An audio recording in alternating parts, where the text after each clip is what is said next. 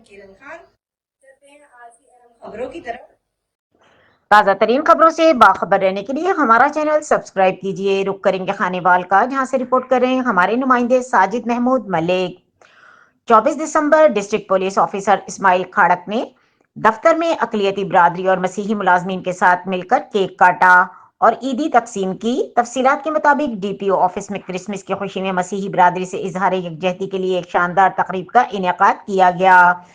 मुख्तलिफ चर्चिज की नुमाइंदगान और मसीही मुलाजमीन ने शिरकत की। तकरीब का आगाज एक खुसूसी चर्च की दुआ से हुआ, जिसमें क्रिसमस के पैगाम, मोहब्बत और अमन को उजागर किया गया।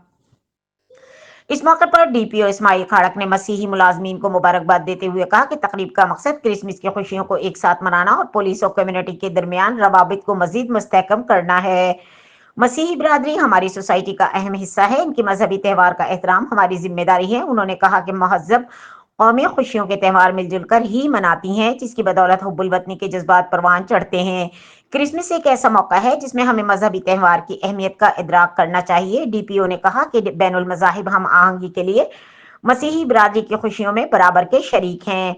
क्रिसमस के मौके पर खानेवाल पुलिस की जानिब से मसीही बिरादरी की जानो माल के तहफ़्फ़ुज़ के लिए फुल प्रूफ सिक्योरिटी का इंतजाम को यकीनी बनाया जाएगा, ताकि मसीही बिरादरी बिला खौफ खतर अपना त्यौहार पुरअमन तरीके से मना सकें।